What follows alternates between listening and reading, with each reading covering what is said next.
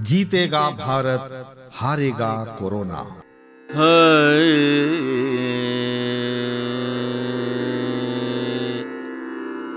Corona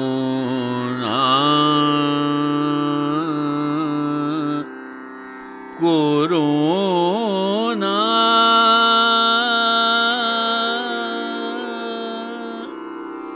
corona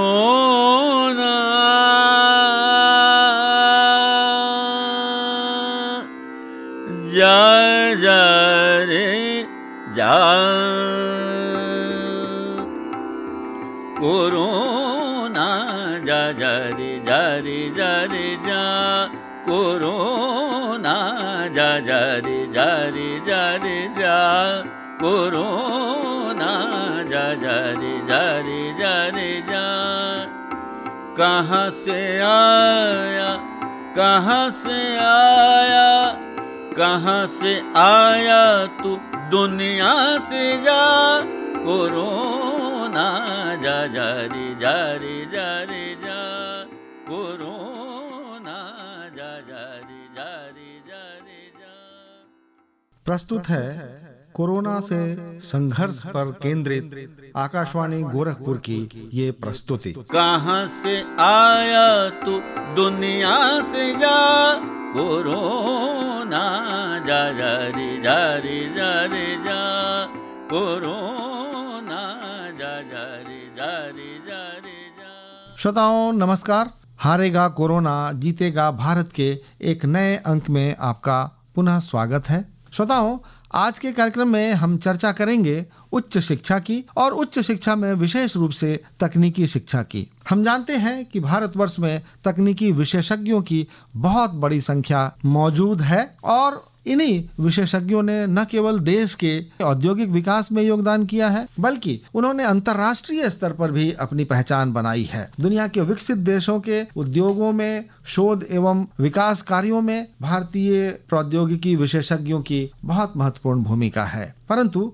इस corona काल में उद्योगों के उत्पादन पर जो मार पड़ी है, जिसके कारण बहुत बड़ी संख्या में उद्योग बंद हुए हैं और काफी बड़ी संख्या में तकनीकी विशेषज्ञ बेरोजगार हुए हैं। अभी जिस प्रकार से देश के प्रौद्योगिकी कॉलेजों में पढ़ने वाले विद्यार्थी चिंतित हैं कि उनको आने वाले समय में रोजगार प्राप्त होगा या नहीं होगा, या होगा तो किस स्तर का रोजगार प्राप्त होगा, ये ऐसी चिंता है, ये ऐसा प्रश्न है, ये प्रश्न देश के नीति निर्माताओं के भी सामने खड़ा है। आज हम इस कार्यक्रम में एक परिचर्चा आपको सुनवा रहे हैं। विषय है कोरोना संकट और तकनीकी शिक्षा का भविष्य। इस परिचर्चा में भाग ले रहे हैं श्री रणधीर सिंह, श्री विनोद कुमार सिंह और श्री सत्यव्रत सिंह। तो आइए सुनते हैं ये परिचर्चा। श्रोताओं नमस्कार।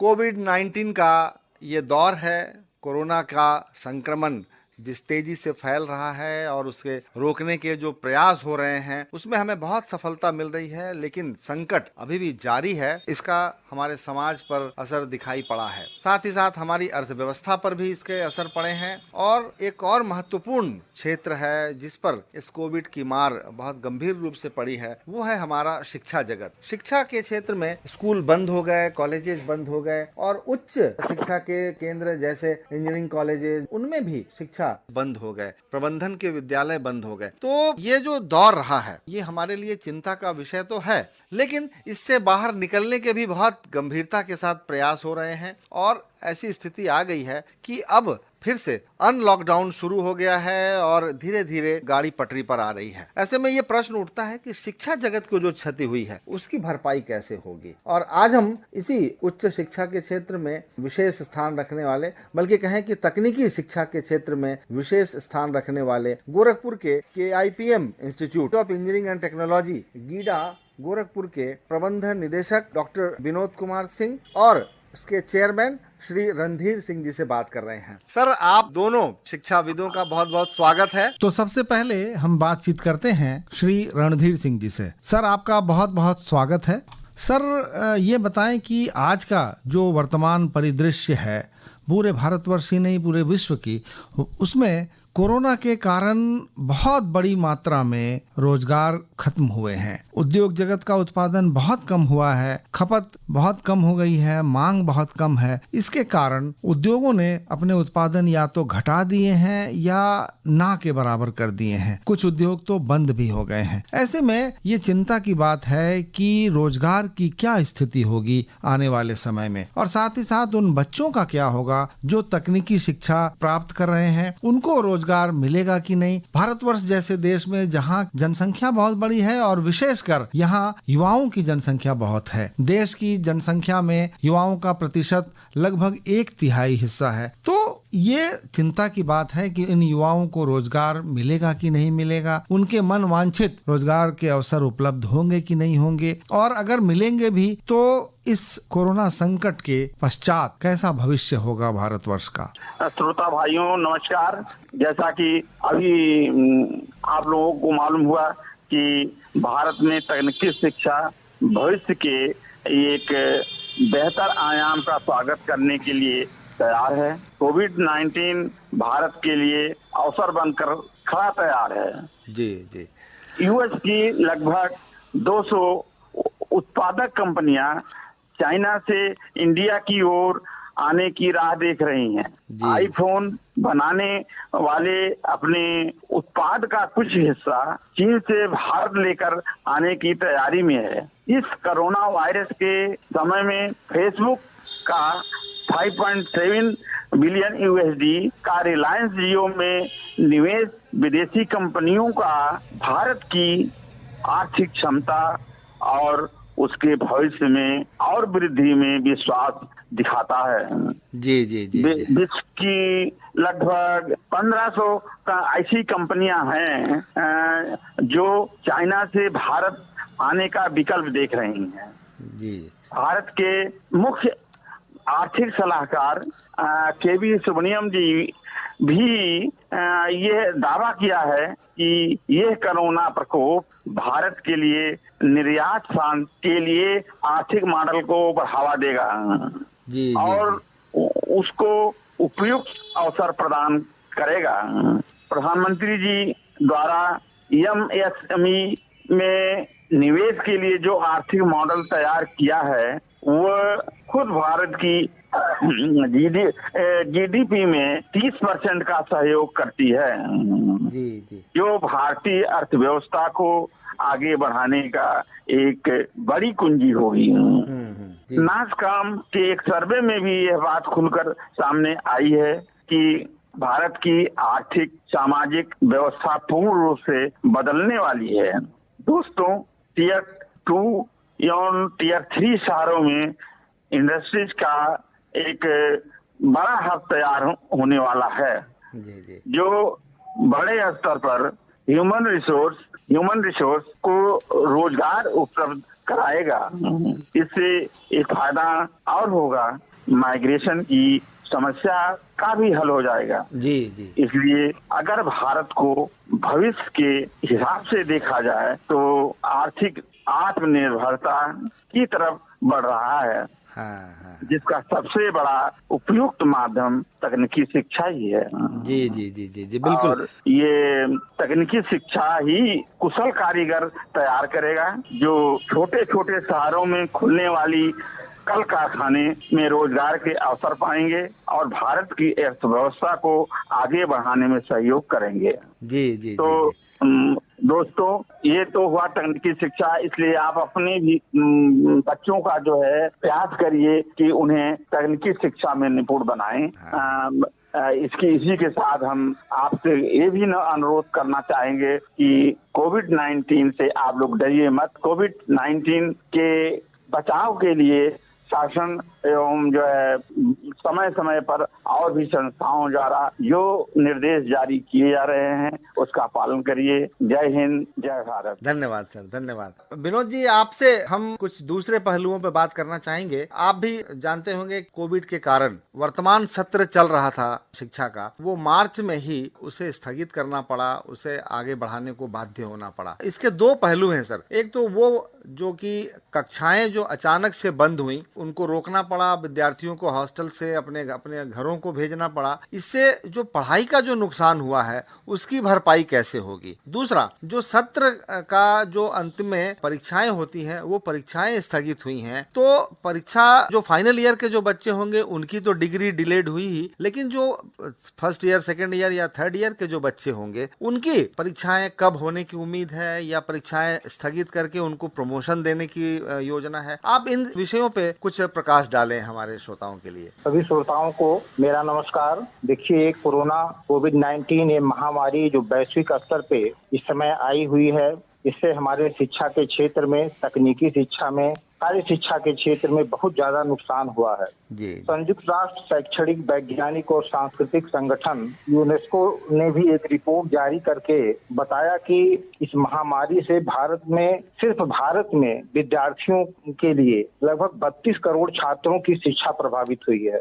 वैश्विक स्तर पे महामारी दुनिया के लगभग 193 देशों के लगभग 157 करोड़ छात्रों की शिक्षा को प्रभावित की हुई है। शिक्षा पर इस बड़े असर की विवेचना से अनेक बदलाव और उसमें तमाम चुनौतियों के बारे में पता चल रहा है।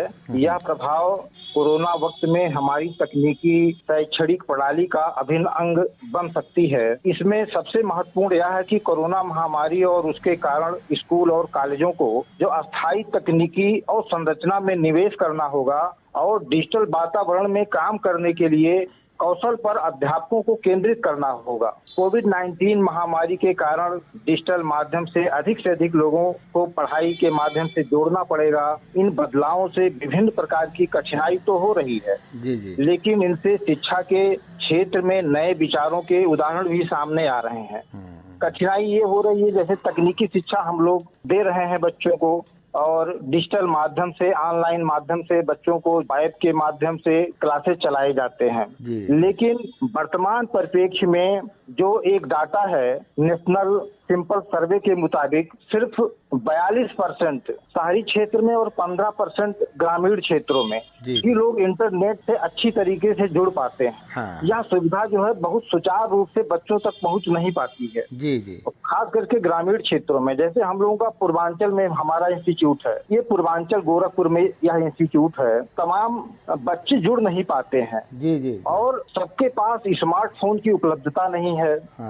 तो वो जो बच्चे नहीं जुड़ पा रहे हैं उनसे ये प्रॉब्लम हो रही है कि वो ठीक से जो है उनके लिए एक चुनौती बन गया है, वो अच्छी तरीके से शिक्षा नहीं ले पा रहे हैं। लेकिन हमारे सामने ना तो कोई विकल्प है और ना तो कोई अवसर है। उनको इसी के माध्यम से जो है जोड़ना है और सरकारों को भी इसके लिए प्रयास करना होगा कि हमारी इंटरनेट प्रणाली को दुरुस्त करे, उसको सुविधाजनक बनाए कि जो अभी तक शहरी क्षेत्रों में इंटरनेट का प्रयोग सिर्फ 42% लोग कर रहे हैं, ये कम से कम जब तक 90, 95 और 100% लोग नहीं करने लगेंगे तो ये डिजिटल शिक्षा जो हम देते हैं बच्चों को इंटरनेट के माध्यम से, ऑनलाइन शिक्षा प्रणाली तभी सुदृढ़ हो पाएगी। तो इन बदलावों से विभिन्न प्रकार की कठिनाइयां तो आ रही हैं, लेकिन इसको दूर करना होगा। और शैक्षणिक जगत में डिजिटल माध्यम का प्रभाव लंबे समय तक रहने वाला है जब तक ये बीमारी चलेगी। अभी कोई इसका, जैसा कि जो है स्वास्थ्य संगठन के लोग बता रहे हैं कि बीमारी 2 साल भी रह सकती है, 3 साल भी रह सकती है, जब तक इसका जो है कोई टीका नहीं बन जाता है। तो और तब तक के लिए जो है सरकारों को उस पर ध्यान देना होगा कि ईमेल का प्रयोग तो बढ़ेगा, अकादमिक संस्थान ऐसी संरचना का विकास करेंगे जिससे अध्यापक और छात्र परिसर से बाहर रहते हुए पठन पाठन का कार्य सुचारू रूप से करें। और अभी आपने दूसरा प्रश्न जो किया कि इससे जो थर्ड ईयर, सेकंड ईयर और फर्स्ट ईयर के बच्चे हैं, फाइनल ईयर के जो बच्चे हैं, वो कैसे परीक्षा देंगे, अभी कोई ऐसी यूनिवर्सिटी का सर्कुलर प्रॉपर रूप में नहीं आया हुआ है। लेकिन उनकी एक मंशा है कि अभी हम 15 अगस्त से कॉलेज स्टार्ट करेंगे, तो फाइनल ईयर के बच्चों का वहीं कैंपस में ही रोक करके एग्जाम कराया जाएगा। पहले स्टार्टिंग जल्दी एक दिन में 3 पेपर कराया जाएगा, जिससे सामाजिक दूरी बना करके एक क्लास में 20 बच्चों को बैठा करके उनका एग्जाम कराया जाएगा। और सेकंड ईयर, थर्ड ईयर और फर्स्ट ईयर के बच्चों के लिए अभी कोई प्रमाणिक रूप से कोई गाइडलाइन नहीं जारी की गई है। अगर जो भी जारी की जाएगी जरूर उसके बारे में भी चर्चा किया जाएगा और लोगों को बताया जाएगा।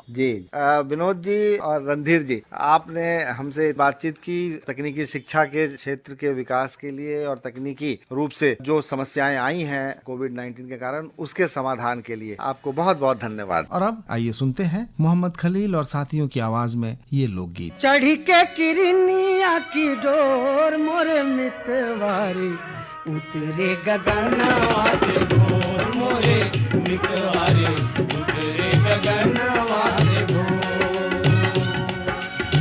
चढ़ी के किरनिया की डोर मोरे मितवारी उतरे गगनवा से भोर मोरे मितवारी उतरे गगनवा से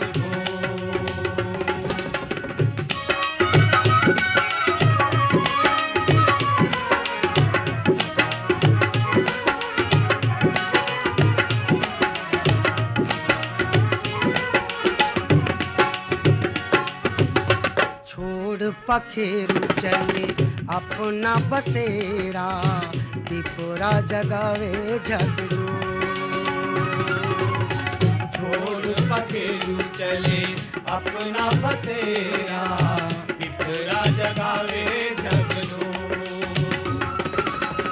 आगे आगे गोई पीछे खेतिहरावा आगे आगे गोई पीछे खेतिहरावा चल बैल के तावा के ओर मोरे मितवारी उतरे गगनवा से भोर मोरे मितवारी उतरे गगनवा से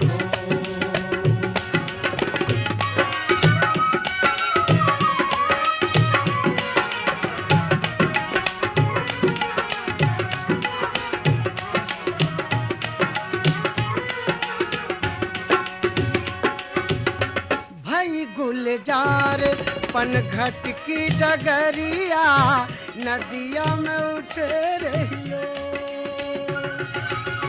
नदिया में उठे रहियो।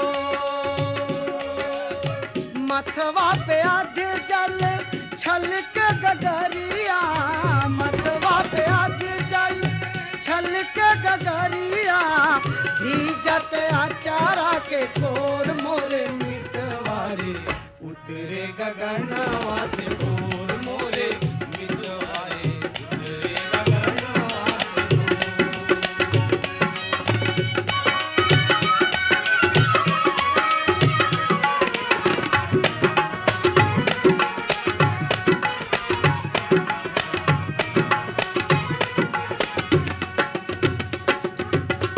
छहर छहर छर नाचली मथनिया बांध रसरिया के डोर। छहर छहर छर नाचली मथनिया बांध रसरिया के डोर। दहिया बिलों में मुस्काए नंद रनिया दहिया बिलों में मुस्काए नंद रनिया छुन के मखनवा के चोर मोरे मितवारी उतरे गगनवा से भोर मोरे मितवारी उतरे गगनवा से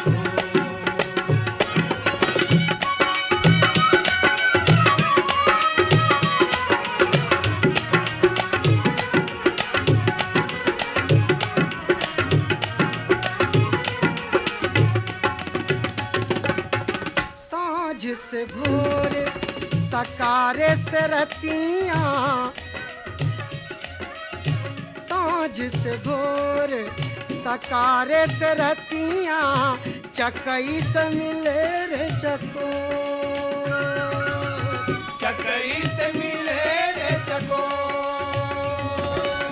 चंदा सूरज दोनों डारे कर बहिया चंदा सूरज दोनों डारे कर बहिया टूटे ना सनहिया के डोर मोरे मितवारी उतरे गगनवा से भोर मोरे मितवारी उतरे गगनवा से भोर। चढ़ी के किरनिया की डोर मोरे मितवारी उतरे गगनवा से भोर मोरे मितवारी उतरे गगनवा से भोर मोरे मितवारी उतरे गगनवा से।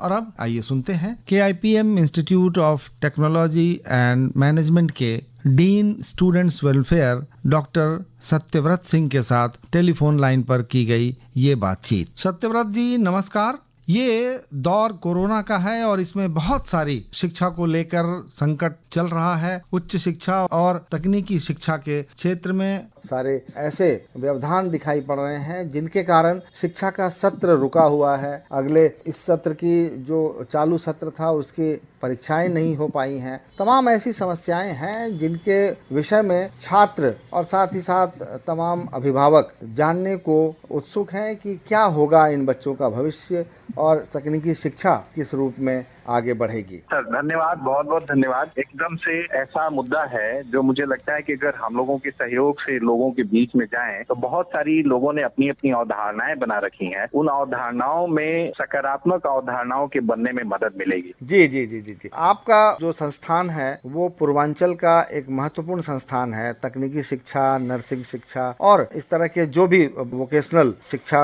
हो सकते हैं उनमें आपके संस्थान में बहुत सारे बच्चे पढ़ते हैं और उनकी बहुत सारी चिंताएं हैं। सबसे पहला प्रश्न तो हम यही करना चाहेंगे कि जो आने वाला सत्र है यानी कि 2020-21 का, इसमें अभी तक नामांकन नहीं हो पाए हैं। नामांकन के लिए बहुत सारे विद्यार्थीगण अपने इंटर की परीक्षाओं के रिजल्ट का और बल्कि कहें कि कुछ जगहों पे इंटर की परीक्षाएं भी नहीं पूरी हुई हैं। ऐसे में उनको एडमिशन लेने में क्या चुनौतियां आएंगी, किस प्रकार से उनको एडमिशन के लिए तैयारी करनी होगी और अगर सत्र विलंब हो रहा है तो उसका क्या उनको खामियाजा भुगतना पड़ेगा।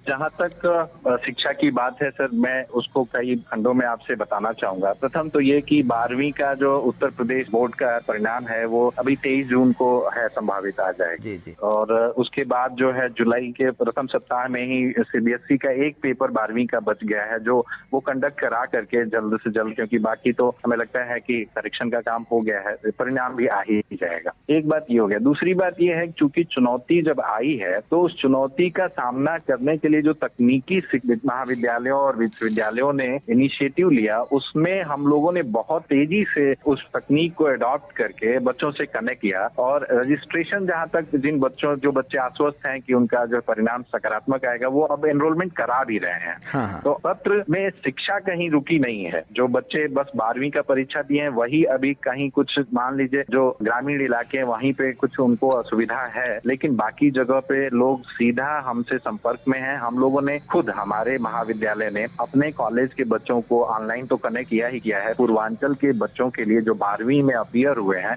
लगातार हम लोग वेबिनार्स, मोटिवेशनल वेबिनार्स और उनमें क्विज कॉम्पिटिशन्स करा रहे हैं और अच्छी संख्या में बच्चे भागीदारी ले रहे हैं। तो कहीं सिर्फ अगर मुझे लग रहा है इंतजार है तो केवल परिणाम आने का है और वो आगे पीछे आ ही जाएगा। 1 महीने के लगभग ये अनुमान लग रहा है कि हम लोगों का सत्र विलंब होगा, लेकिन चूंकि ब्लेंडेड लर्निंग का कंसेप्ट अब आ गया है, ऑफलाइन ऑनलाइन दोनों पढ़ाई हो रही है, तो हम लोग लगातार उस पर मेहनत करके, चूंकि सब लोगों ने अपनी योग्यता बढ़ाई है, इस बीच में अध्यापकों ने भी लगातार AICTE और AKTU के मार्गदर्शन में अपनी योग्यता बढ़ाई है, तो वो अब ऑफलाइन ऑनलाइन का ब्लेंडेड लर्निंग कंसेप्ट है। हम लोग उस गैप को पूरा कर लेंगे। जो भय है कि हम पीछे रह जाएंगे उसको ज्यादातर हम लोग मिटिगेट कर लेंगे। जी जी जी जी, बहुत अच्छी बात आपने बताई और बहुत सकारात्मक बात है। ये शिक्षा भले 1 महीने के विलंब से होगी और 1 महीना की अवधि, इतने बड़े वैश्विक महामारी के संकट को देखते हुए ये 1 महीने की अवधि कोई बहुत ज्यादा नहीं मानी जा सकती, लेकिन आवश्यकता इस बात की है कि शिक्षा से जो बच्चे ग्रामीण क्षेत्रों के हैं वो भी इसका लाभ उठा सकें। इसके लिए उनको पर्याप्त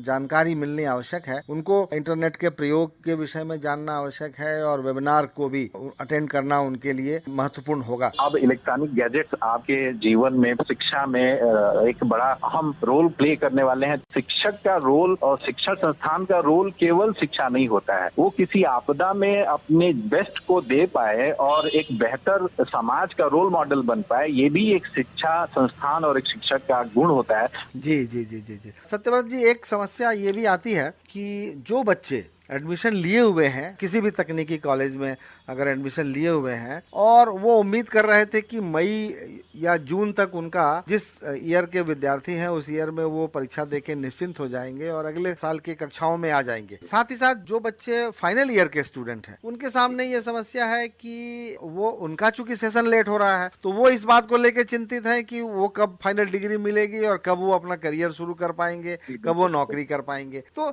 ये जो एक चिंता की और साथ ही साथ एक कंफ्यूजन की स्थिति जो है कि कब होगा, और ये संदिग्ध जो स्थिति पैदा हो गई है। यद्यपि इसमें किसी का बस नहीं है, पूरे दुनिया की तकनीकी शिक्षाएं स्थगित हुई हैं और न केवल तकनीकी बल्कि सामान्य शिक्षा भी, हायर एजुकेशन के जितने भी क्षेत्र हैं सभी जगह पर एक रोक लगी हुई है परीक्षाओं में। आपने क्या योजना बनाई हुई है?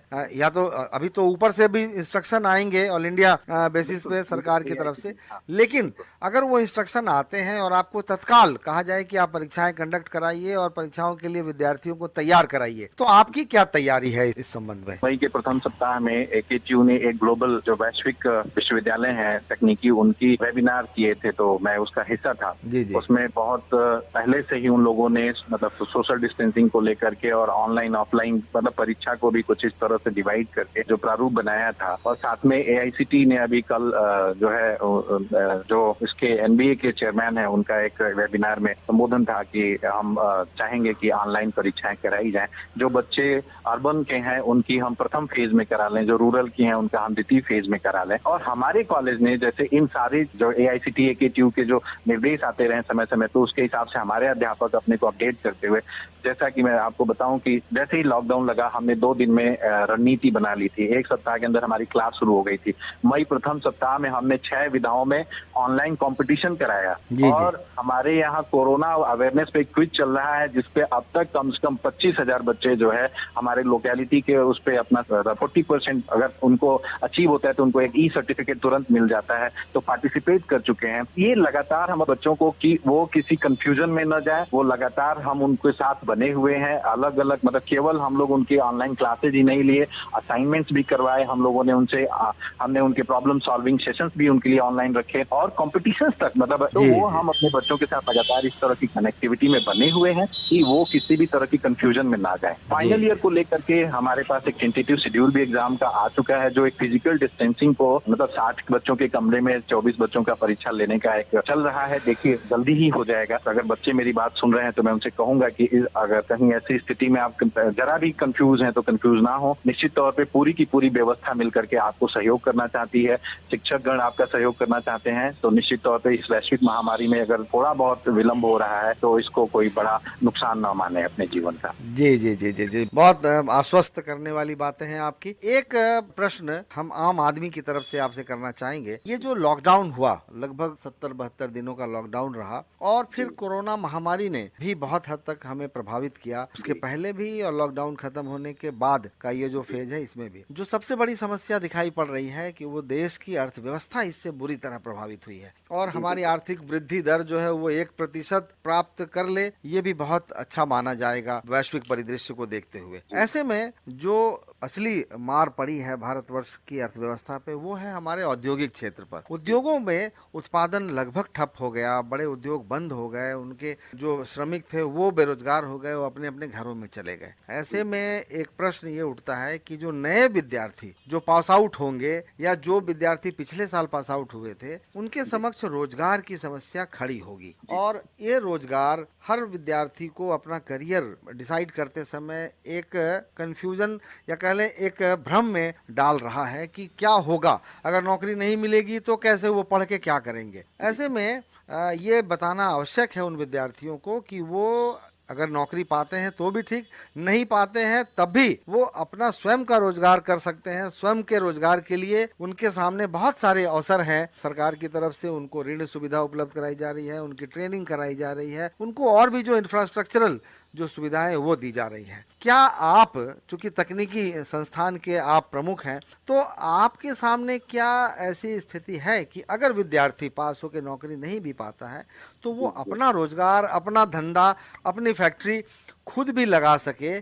क्या इसके लिए उनको मोटिवेट करने की कोई योजना है या उनको कुछ सुविधा प्रदान करने की आपकी कोई योजना है? हमारे यहाँ एंटरप्रेन्योरशिप सेल और एक R&D सेल, ये 2 ऐसे सेल हैं सर जो लगातार काम करते हैं एंटरप्रेन्योर्स डेवलप करने पे। और हम खुद भी बच्चों को पहले से ही शॉर्टलिस्ट कर लेते हैं कि जो बच्चे एंटरप्रेन्योरशिप के लिए जाना चाहते हैं उनको हम उसी तरह से ट्रेनिंग देते हैं। एक बात। दूसरी बात मुझे याद आता है, जो मेरी मन की बात आपने कही कि हम लोगों का जो हर घर एक उद्योग हुआ करता था, हर घर एक मतलब क्योंकि मैं इसको अपने देश को कौशल प्रधान देश मानता हूँ, कृषि प्रधान देश से मैं थोड़ा कम सहमत हो पाता हूँ, लेकिन मैं इसको कौशल प्रधान देश मानता हूँ। ये उसका समय फिर से आ गया है। और आपको बता दें कि जो माननीय प्रधानमंत्री जी ने हमारे जो इनिशिएटिव लिया है लोकल को वोकल करने का, वो और जो ये MSME के जो प्रोजेक्ट्स आ रहे हैं जिसमें अभी बाहर के निवेश भी आने वाले हैं, ये सारी चीजें आश्वस्त करती हैं। बस एक बात मैं और जोड़ूंगा इसमें, थोड़ा बच्चों को अपग्रेड करने के लिए, वो अपग्रेडेशन ये है कि पहले रेवोल्यूशन, जो पहला इंडस्ट्रियल रेवोल्यूशन था वो स्टीम इंजन था, दूसरा रेवोल्यूशन जो था वो इलेक्ट्रिसिटी थी, तीसरा रेवोल्यूशन जो था वो आपका IT था, मतलब इंफॉर्मेशन एंड टेक्नोलॉजी। अब इंफॉर्मेशन टेक्नोलॉजी पे बेस्ड हमारा चौथा रेवोल्यूशन अप्रोच कर चुका है, जो पूरी दुनिया में प्रयोग चल रहा है। सक्सेसफुल सोफिया इमोशनल उसको भी फील करने वाली रोबोट है, वैसे न्यूज रीडर्स 99% एक्यूरेसी के साथ रोबोट बन गए हैं। आर्टिफिशियल इंटेलिजेंस के साथ बहुत सारे टूल्स डेवलप हो रहे हैं। इनको थोड़ा सा हमें अपने, चाहे वो लोकल उद्योग हो चाहे वो बड़े उद्योग हो, ये सब जगहों पे इनका रोल बढ़ने वाला है। और इंडस्ट्री 4.0 रेवोल्यूशन के नाम से ये चीज अप्रोच कर चुकी है। तो बच्चों को, और रही बात AICT, AKTU ने स्वयं पोर्टल, अटल पोर्टल, NPTEL, इन सब पे विश्व के सबसे प्रसिद्ध अध्यापकों द्वारा विश्व के किसी भी विषय पे लेक्चर्स उपलब्ध हैं। तो बच्चों के लिए सुविधाएं हैं, उनको अपने को अपग्रेड करना है, एनरोल करके हैं। तो इन सब पे भी हम लोगों का रिसर्च एंड डेवलपमेंट सेल काम करता रहता है। तो लगातार इस तरह हम लोग बच्चों को प्रोत्साहित करते हैं कि वो रोजगार देने की स्थिति में जाएं। तो ये हमारा बहुत बड़ी बात है, यही आवश्यकता है आज समय की। इतने लोगों को नौकरी नहीं मिल सकती, और नौकरी नहीं मिल सकती तो चाहूंगा क्योंकि हमारा फार्मेसी भी लगातार कंट्रीब्यूट करता है। तो अभी हम लोग सैनिटाइजर मशीन्स, ऑटोमेटिक जो सेंसर बेस्ड हैं, कि आपके हाथ वहाँ नीचे जाएगा, आपको टच भी नहीं करना पड़ेगा, आपको उतनी रिक्वायर्ड जितना हैंड सैनिटाइज करने के लिए सैनिटाइजर जरूरत है वो मिल रहा है। तो वो अब हमारा बहुत मास स्केल पे बनने लगा है, बच्चे बनाने लगे। जी जी जी जी, बहुत आवश्यकता है, समय की आवश्यकता है ऐसे सैनिटाइजर मशीन की, जो कि बिना टच किए ही सैनिटाइजर को गिरा दे हाथ में और उससे लोग सैनिटाइज हो जाएं और उससे बीमारी का प्रसार भी रुके। तो ये जो बातें आपने सत्यव्रत जी जो बताई हैं, जिनके माध्यम से न केवल बच्चों में एंटरप्रेन्योरशिप बढ़ेगी, उनमें उद्यमिता के गुण विकसित होंगे, बल्कि वो देश के विकास में भी बहुत बड़ा योगदान करेंगे। और लोकल फॉर वोकल की जो बात हुई है वो भी बहुत सुदृढ़ता के साथ सामने आएगा। चलते चलते सर, हमारे बच्चों को आप क्या कहना चाहेंगे, जो हमारे श्रोता हैं, सुन रहे हैं, वो किस प्रकार से अपने को सक्षम बनाएं, किस प्रकार से वो इतने योग्य बने कि आने वाले समय में वो एक अच्छे नागरिक बन सके? मैं बस इतना कहना चाहूंगा कि एक अज्ञात का भय जो व्याप्त हुआ है, ये इसको जितना ज्यादा हम जागरूक होंगे इसके प्रति, और हमारे पास बहुत सारे ऐसे माध्यम हैं जिसके प्रति जागरूक हो सकते हैं, तो जागरूक हों। पहले तो अपने भीतर से भय मिटाएं, और जो गलत अवधारणाएं बन रही हैं लेकर के, इन सब बातों को लेकर के उनको मिटाएं। अपने बाहर नहीं जा सकते अगर, तो अपने भीतर जाएं, अपनी योग्यता को पहचानने में थोड़ा समय दें, और उसी हिसाब से देखें कि क्या आने वाले समय की जरूरत है, उसके लिए अपने को तैयार करें। भारत वैसे भी इन सब विषयों में हमेशा से अग्रणी रहा है, हम लोग विश्व को हमेशा मार्गदर्शन दिए हैं, और आज भी विश्व हमारी तरफ देख रहा है। आज भी वैदिक से निकलने वाली चीजों को, चाहे वो विज्ञान हो, चाहे वो गणित हो, चाहे वो भाषा हो, चाहे वो चिकित्सा हो, सारे दिशाओं में हम लोगों ने लगातार लोगों को आगे प्रोत्साहित किया है। अन्य देशों को हमने मॉडल्स दिए हैं। तो बच्चे हमारे वो वही बच्चे हैं, उसी भारत के मनीषी परंपरा के बच्चे हैं। ये आगे अगर जरा सा अपने को एक्सप्लोर करेंगे तो निश्चित तौर पे ये विश्व को फिर से एक नई दिशा देंगे। क्या बात है, क्या बात है, बहुत अच्छी बात आपने कही सर। इसी भाव के साथ अगर हमारे बच्चे तैयारी करें, अपना जीवन का लक्ष्य निर्धारित करें और कुछ करने की ठान लें, तो निश्चित है कि भारतवर्ष की फिर से वही छवि होगी जो आज से हजारों साल पहले हमारे पूर्वजों ने स्थापित की थी। डॉक्टर सत्यव्रत सिंह जी, आपने हमसे बातचीत की और इतनी अच्छी, इतना प्रेरणादायी बातें आपने हमसे की, हमारे श्रोताओं से कही। आपका हमसे बातचीत करने के लिए बहुत बहुत धन्यवाद। इसी के साथ आज का हारेगा कोरोना जीतेगा भारत का ये अंक यहीं संपन्न होता है। कल पुनः एक नए अंक के साथ हम उपस्थित होंगे। तब तक के लिए ब्रजेंद्र नारायण को अनुमति दीजिए। नमस्कार। कोरोना जा जा रे जा रे जा रे जा, कोरोना जा जा रे जा रे जा रे जा।